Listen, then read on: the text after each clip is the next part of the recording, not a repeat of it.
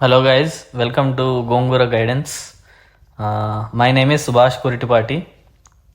I have secured IRS income tax in CSC 2022 UPSC, and I'm also familiar with competitive exams because I have previously cleared SSC CGL in 2013, where I got Central Secretariat Service, and I also cleared IIT JEE in 2008. I finished BTech from IIT BHU in computer science. Basically, I'm dedicating this whole series to one of my friends, Charu, who is preparing for 2024 attempt, so that it will be a reminder to me to finish it as quickly as possible. And the second one is my friend Rajesh, who is helping me with this editing and all other technical help. So it will be a great help to him also. Basically, what you will be getting from this whole thing is, and what I also want to give you is, the whole coaching industry has become a lot of costly affair, and I personally had to shell out a lot of money for this, which I don't want many of you to actually undergo. And even after shelling in lot of money, most of the coaching institutes are actually directionless.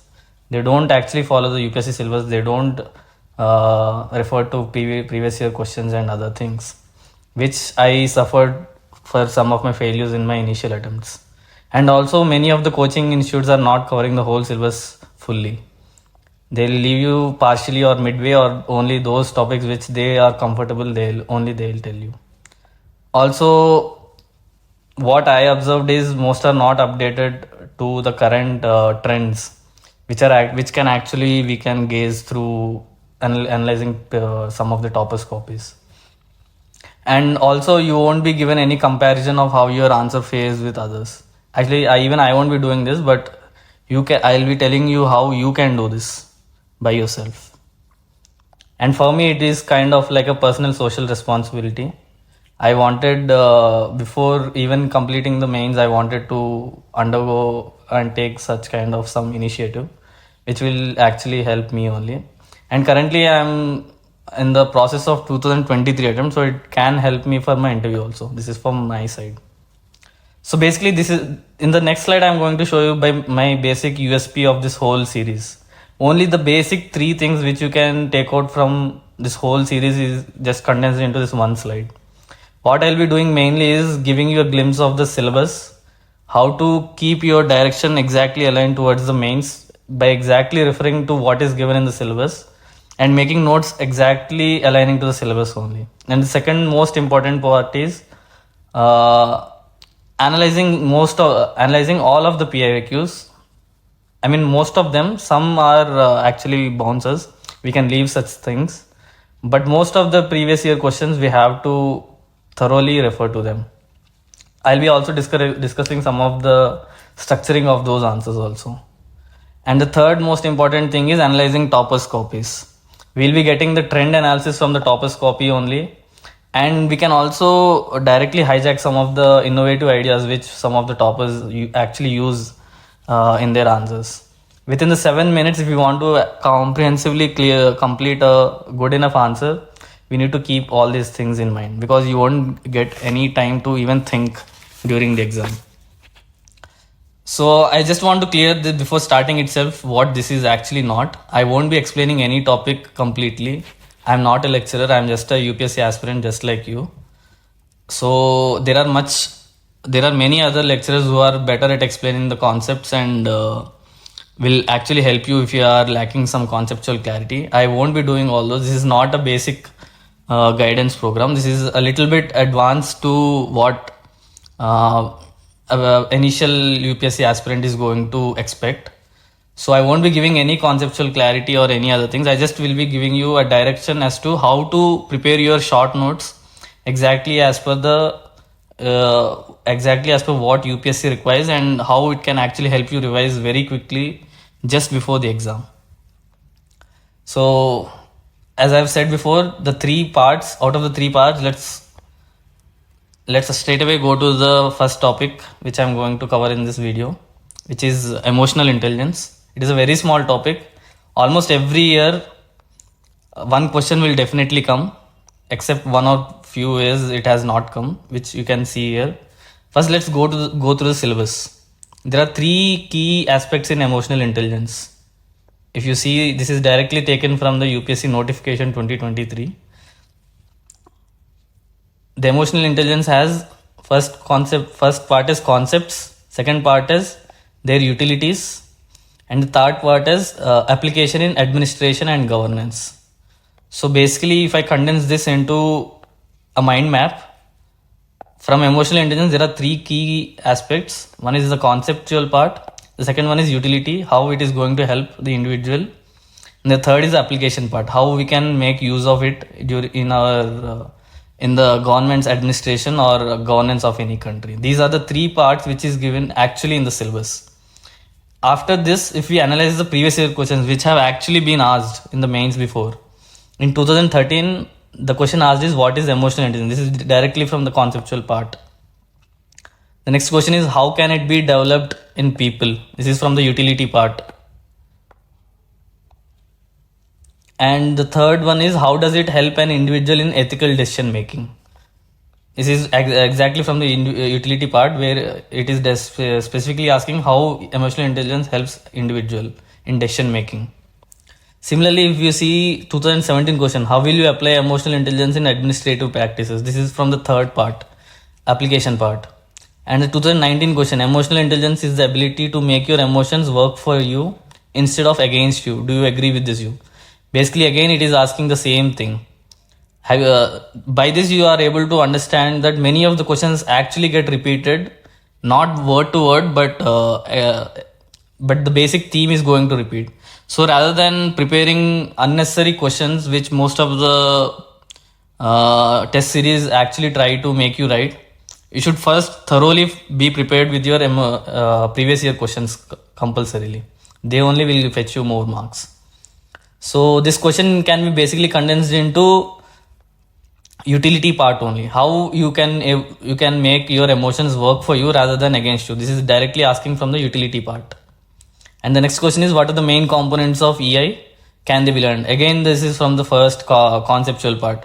Main components, how to develop them.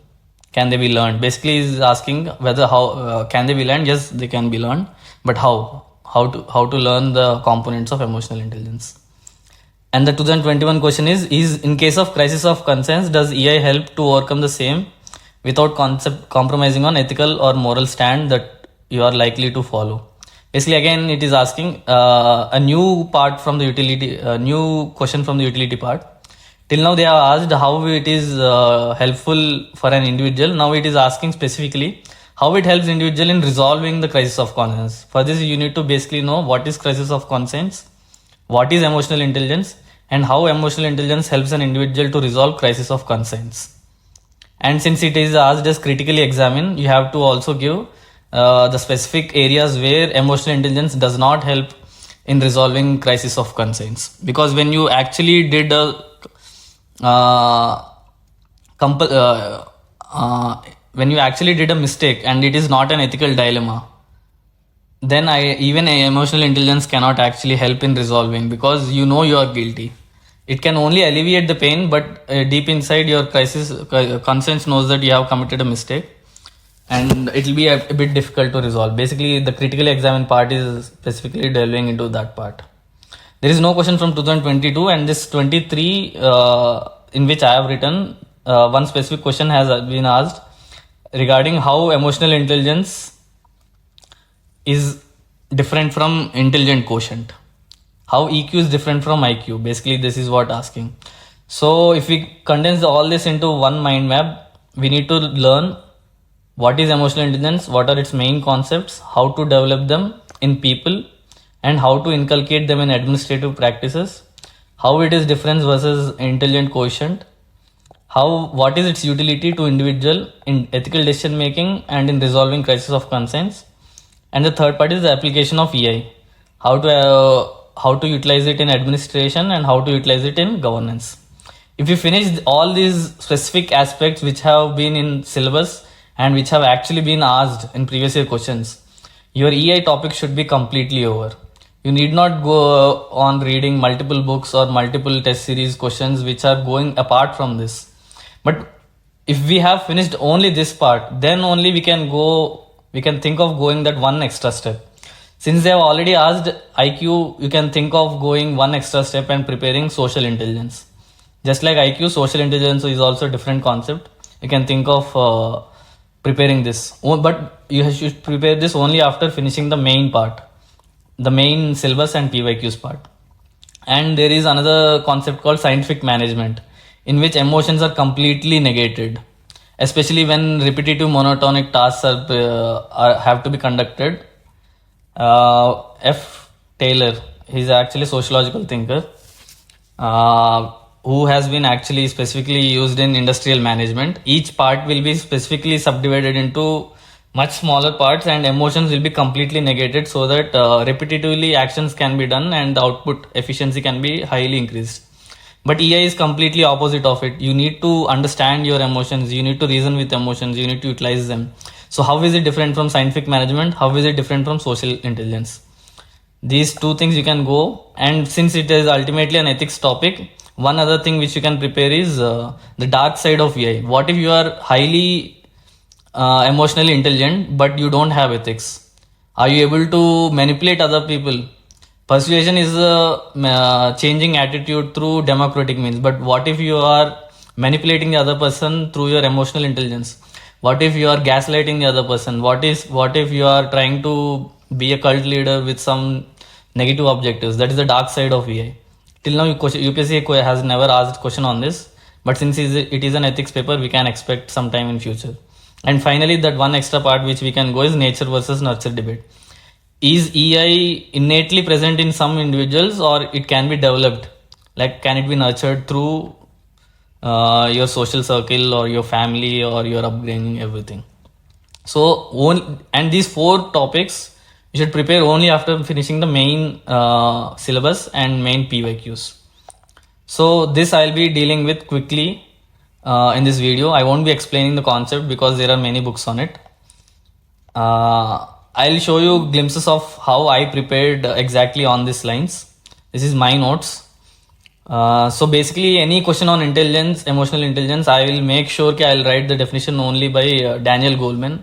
And I also make sure to write that it is a definition by Daniel Goleman by quoting him at the start, so that it doesn't look like a generic definition made up by me. Even if due to paucity of time, even if I make the definition by myself, I'll still make sure to write Daniel Goleman beside it, so that the examiner at least thinks that I know that emotional intelligence is mainly given by Daniel Goleman. And for the substantiation part, I make sure that I write the Kerry Goyette study, which is very famous. Kerry Goyette has conducted a study named The Non-Obvious Guide to EI. I make sure to mention this Kerry Goyette study and this study's name also, where when IQ is similar between people, 90% of top performers have found out to be high emotional intelligent. Or I can give another stat. Any one will do. I usually write this stat. When IQ is similar, emotionally intelligent people will make $29,000 more. So this will clearly show the difference between EQ and IQ. So the definition part, I make sure I write Daniel Goleman, and the substantiation part, I make sure I write Kerry Goyette study. And there are 2 models in emotional intelligence. One is by Daniel Goleman. The first one is a 5-star model, where he gives 5 components. One is self-awareness, self-regulation, motivation, empathy, and social skills. The other one is Mayer and Salovey model. He basically gives PRUM model. It is called as PRUM model, where he talks about perceiving emotions, reasoning with emotions, understanding emotions, and finally managing emotions. So if you make sure to put these 2 words in any question of emotional intelligence, the examiner immediately gets to an idea that this person is a well-read person. He has quoted 2 models of emotional intelligence. He has given a substantiation part of Kerry Goyette study, and he is a well-read person. At least it will give that appearance. And next we can go on into the body of how the question has been asked. If it is utility, in any question regarding emotional intelligence, we'll be dealing it through these 5 components of Daniel Goleman only. If the question is asking how it is, what is its utility, basically I'll be writing this benefit part. For self-awareness, the benefit part is it allows us to choose whether to react in a situation or not. Since we know self-awareness is ability to reason, recognize the feeling as it is happening, the benefit also makes sure that it will help us to choose whether we have to react in this situation or not to react, especially in emotionally charged situations. And the to develop, this is the application part, how to develop it. Many questions have, as I have shown you before, many questions have been asked. So for the self-awareness part, how to develop it is, you need to slow down during strong emotions to examine why, and then you have to analyze your thoughts and write them down.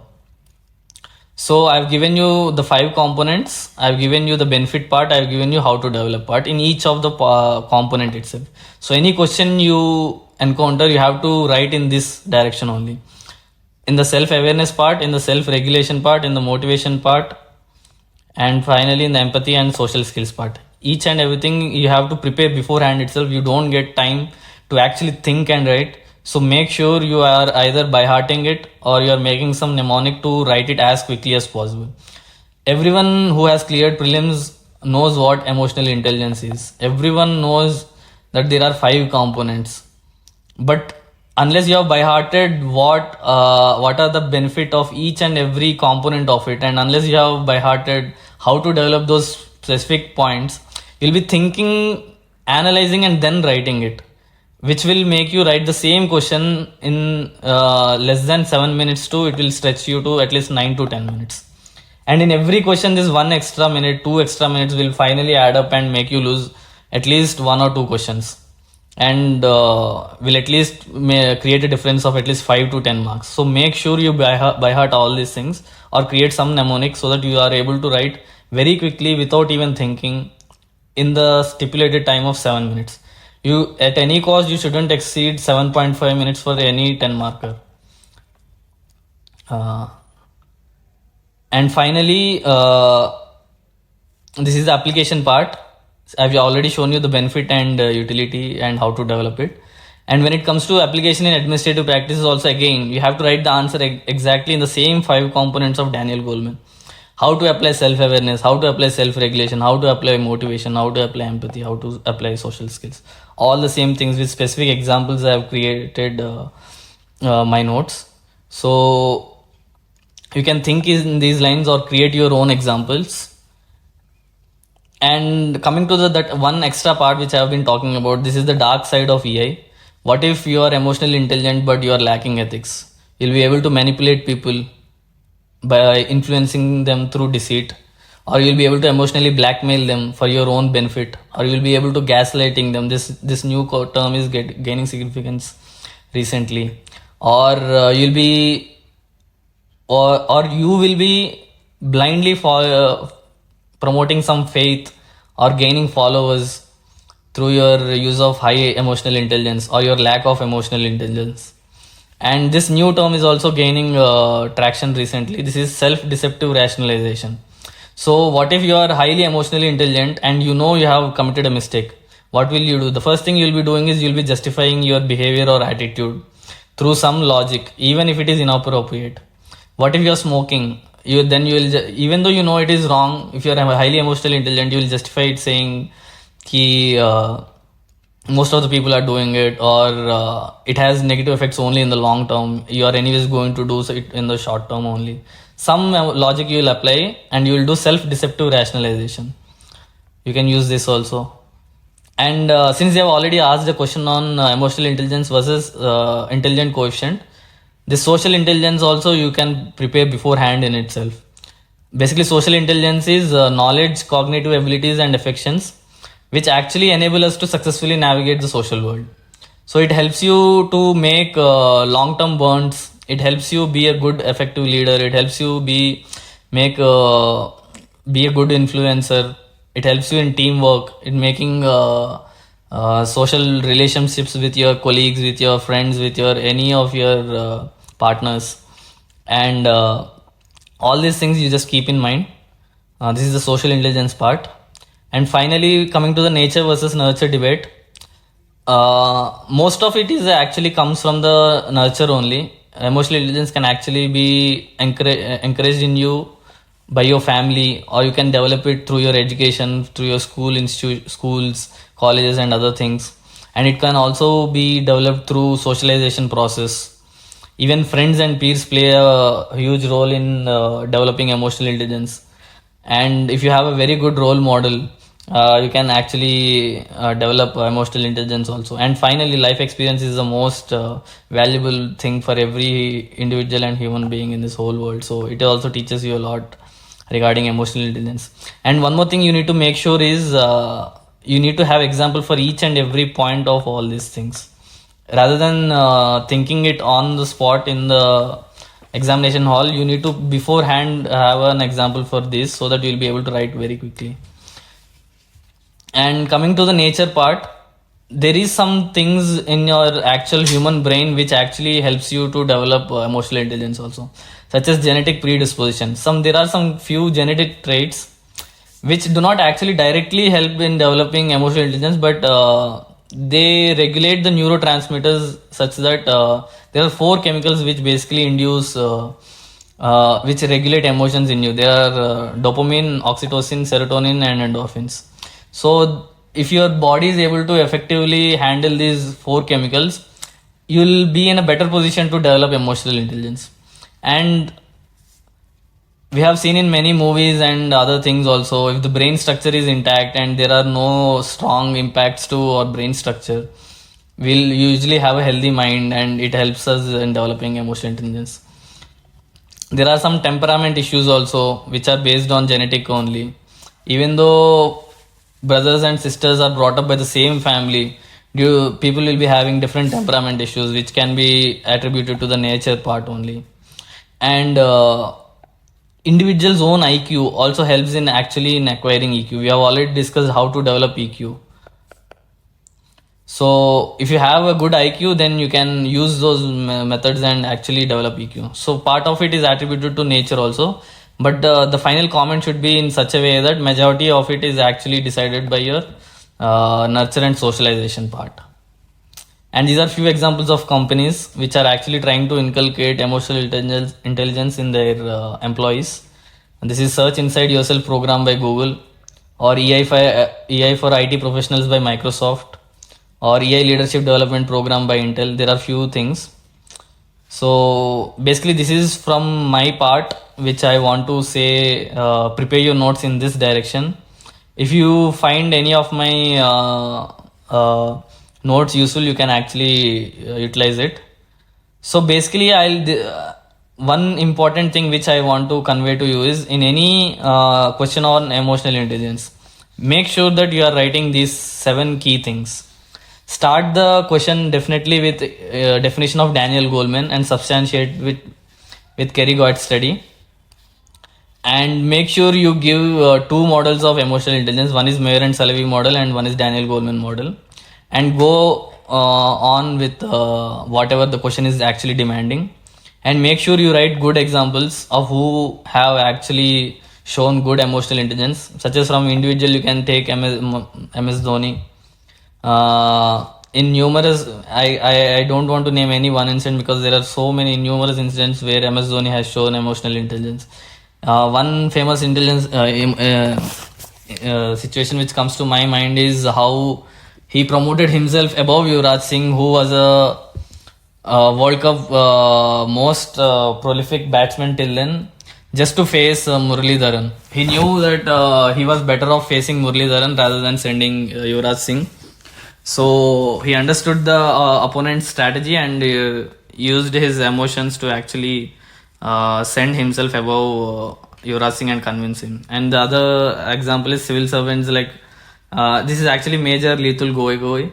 When there was stone pelting incident in Kashmir, he actually convinced both the stone pelters and army people also not to fire against them, and to even calm down the stone pelters. He showed a lot of emotional intelligence. And in public life, you can use the example of Modi, how showing emotional intelligence he convinced the previous ISRO chairman K. Sivan when he was actually crying. He was able to exactly use all his emotional intelligence skills, like how I said, empathy, motivation, all those things to cheer up the ISRO chairman. And personal, you keep one any example from your own life in ready, so that if any question asks, you can directly quote it.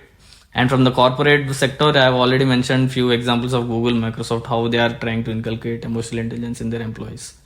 And most of the people will actually have examples of good examples of people with emotional intelligence. But to go a step apart, you need to have examples of people with bad emotional intelligence also, so that the examiner knows that you are trying to give something innovative or new to him. Among the individuals, you can quote Oscar Pistorius, who killed his own wife out of sheer anger. That means he's unable to control his own emotions. He's basically not self-aware, and is basically not self-regulating his own emotions.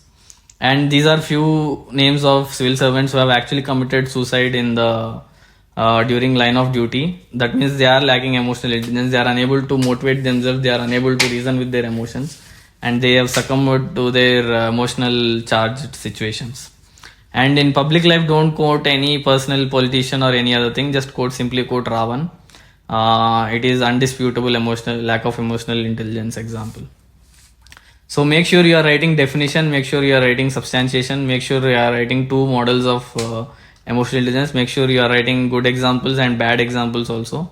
And finally, you can quote thinkers.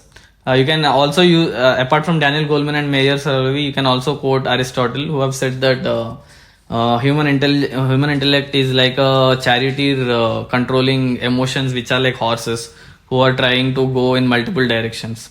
So basically, an emotional intelligence person will be able to effectively guide the chariot in the direction in which he wants. This is what Aristotle has said. You can quote this also if the space permits. And finally, conclusion, you can have some quotes handy by Daniel Goleman or Oscar Wilde or Professor M.G.K. Menon. Basically, Daniel Goleman says that IQ gives you job, but EQ gives you elevation in job. You can quote this, or you can quote Oscar Wilde also, who said that basically, I do not want to be at the mercy of my emotions. I want to reason with them and utilize them. And another quote of M.G.K. Menon also, who basically says that one Indian worker is actually greater than one Japanese worker in terms of efficiency. But two Indian workers working together is always less than two Japanese working together, in which basically he's trying to suggest that the high emotional intelligence of Japanese workers, when they are actually working together, they are able to better form effective social bonds. So even these quotes also I have compiled in my notes only. You can actually look at them.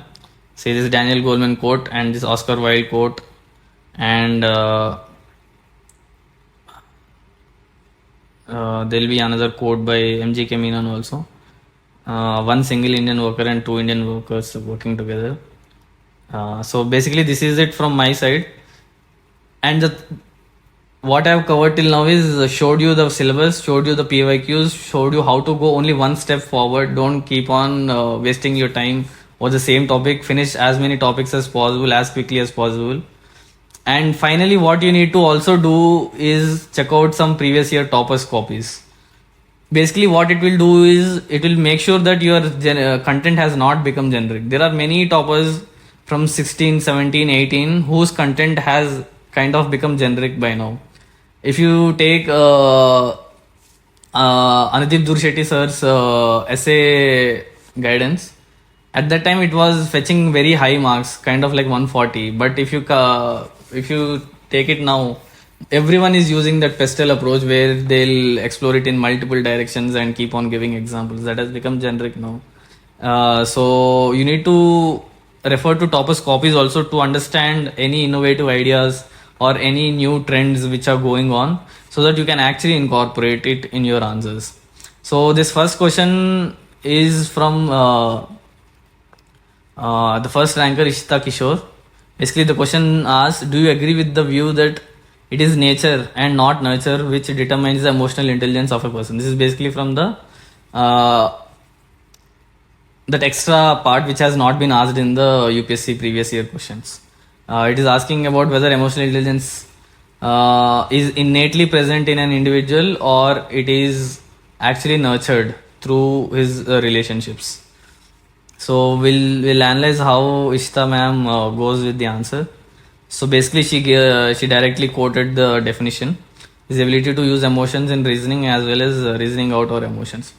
This is good enough definition, but I suggest you to write Daniel Goleman's definition. Please by heart it, so that you are quoting it, and make sure to write the name of Daniel Goleman also.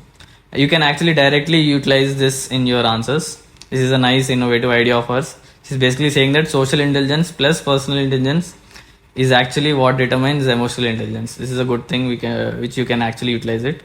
And for substantiation part, she, instead of Kerry Gord study, she quoted Daniel Goleman's study only, where it reflects 80% of the efficiency at workplace. You can use any substantiation, but since I'm asking you to write Daniel Goleman in the definition part, it will be better and diversified to use Kerry Gord study in the substantiation part. And she has divided the question into two parts. One is the nature part and the other one is nurture part. So nature determines EI. Basically, she's trying to say that the individual's own nature is what is going to determine how emotionally intelligent he is going to be. She has given 3 points. One is the IQ part, which is true, as I've already shown in my notes also. And every person has inherent nature. This is kind of like a generic statement. This one is a very good statement. Post-conventional conscience holds that individuals are the ultimate judge of actions. Their nature determines EI. Basically, this is also something similar to the brain structure, which... No.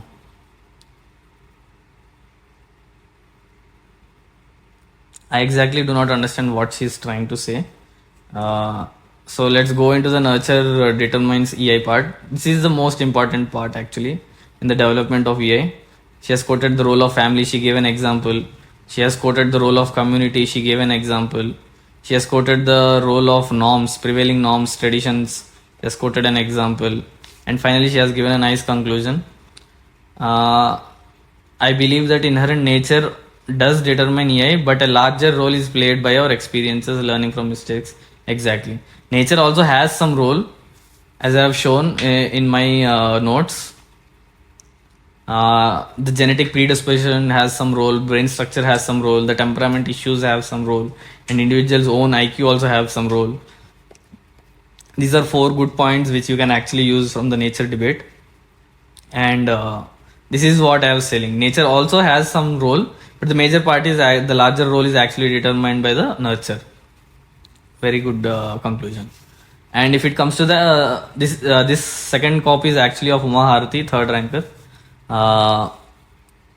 of 2022. Emotional intelligence is an important parameter as one aspires to move up the ladder in competitive environment. Discuss. The key word is discuss. So basically, while discussion, we'll have some good points. We'll highlight some negative points, and finally we'll discuss which way we are going to have. So if we analyze the question, emotional intelligence is an important parameter as one aspires to move up the ladder in a competitive environment. So basically it is saying that to move up the ladder, emotional intelligence is an important parameter. You have to write it like, yes, it is an important parameter, and no, there are other things also which are equally important. Something on these lines. Let's analyze how Maharti ma'am has written. Emotional intelligence means able to manage emotions in oneself and those in others so as to improve the relationships and generate overall desirable outcome. This is a good enough definition, but I want you to write Daniel Goleman's definition and quote the name also. And I think this is a substantiation part which she is trying to do. The 21st century world has become extremely competitive, making it challenging to progress in one's career. In this context, emotion can come to rescue. No, this is not the substantiation, but I want you to write definition and then substantiation of Kerry Gord study. This is the 8th question. So ma'am would have been in a hurry and would have had very less time. So basically she is covering it in very limited time. But we can actually have a good enough learning from this, how to write a good enough answer when we have actually very less time, like within 4 or 5 minutes. It seems like she has written this since it was in the 8th question. Most likely she would have finished case studies and would have been writing this. So it helps assess his or her own strengths or weakness, helps stay motivated, helps in the competition. Emotionally intelligent people are more likely to adapt. Basically, it helps to you to adapt. All these are good enough points, but I want you to attempt on the model of Daniel Goleman. Use self-awareness wala part and how it helps. Use self-regulation wala part and how it helps. Use emotion, empathy wala part and how it helps. And use all those 5 points and how each one helps. And how each one is important parameter. And the opposite part, apart from emotional intelligence, you need to have social intelligence also. You need to have leadership skills also. You need to have basic values of Nolan committee, like how how we have already we'll read forward in future. So this will be, and finally in the conclusion part, ma'am wrote Daniel Goleman's study. This was the substantiation part which I was telling about. Rather than this as a conclusion, she could have used this substantiation part right after the definition and then given a better conclusion on how emotional intelligence is a crucial part as it is going to provide $29,000 in this study, Kerry Goat study. But apart from emotional intelligence, other aspects are also equally important, like ethical values and social intelligence and IQ also. So that would be a better conclusion than this. So from previous topics, you can see how to structure your answers, how to write your answers better when you have paucity of time, and some new innovative ideas such as this. Emotional intelligence means social intelligence plus personal intelligence. So this is my USP in this. This is going to be basically my USP in this whole series. I'll be discussing with you the syllabus. I'll be discussing with you the previous year questions and some comparison with toppers copies and how they are writing it and how we can improve it. Basically, we have to understand that all these toppers have written in the paucity of time. Now we have a lot of time to even think and discuss and concretely structure our answers. So if we do all this beforehand in beforehand itself, we'll be able to reproduce as much as possible in the exam. Make sure that you by heart or use mnemonics to reduce your time as much as possible. And before concluding the video, some finishing thoughts which I want to stress upon is, from now on you should be focusing on active learning only. Active learning basically means it is not passively reading the book from first page to last page or from first chapter to last chapter or any chapter in that matter. Should be actually having you should be having something in your mind on what you are actually searching.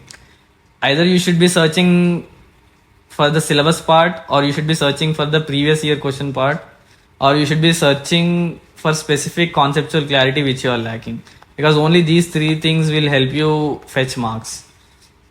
Everything that you are going to do from now on should be in helping you to improve your actual marks. And finally, you should not squander your efforts in multiple directions. You need to have a key direction that is aligned towards UPSC. That is, as I've already said, the USP of this whole series. Reading the syllabus, analyzing PYQs and comparing with toppers copy. And revision, as I'm saying, multiple revisions is the key. Quickly make few notes and by heart it. Compulsorily you have to by heart it. You won't get enough time. I cannot stress how important by hearting is for UPSC mains. If any topper is saying that they don't by heart or they write specifically through understanding, he's 100% lying, because there is no time to actually write from understanding. You have to by heart, you have to understand also. Even after understanding, you need to by heart few themes so that you can align those themes as per the question demand of the question, and the rest part which is being actually asked in the question, you can actually get some time to actually think and write. If you are unable to by heart, make mnemonics and just use them. And finally, before the exam, you need to have micro notes, which is apart from class notes. You need to have basic key ideas, like how I've shown here.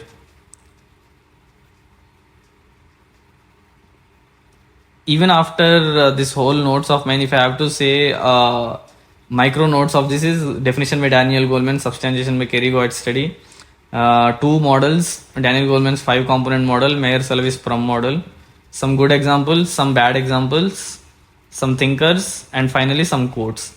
With these 7 things only, these 7 things are like your tools to attempt this emotional intelligence question. Any question you give me on emotional intelligence, I'll be using only these 7 things and I'll be writing 150 words with a decent enough answer. So this should be your micro notes just before the exam.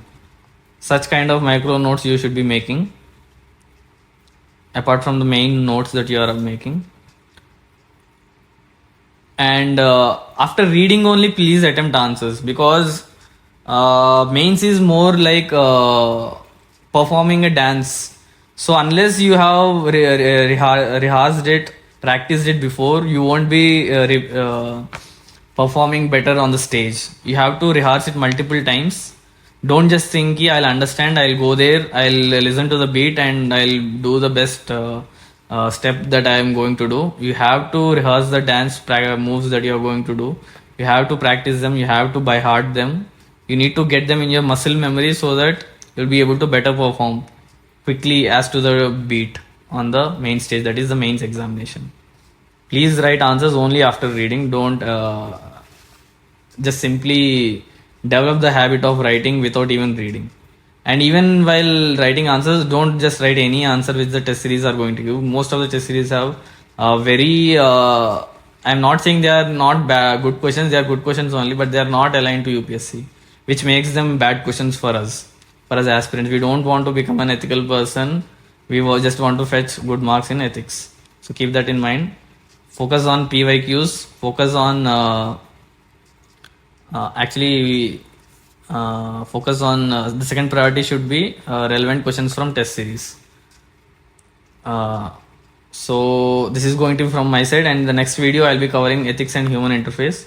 And my whole objective of this is to cover the whole ethics theory part in 10 videos. In the first video I've finished emotional intelligence. There are 9 other videos which are going to come, and 3 to 4 videos I'll be taking for case studies.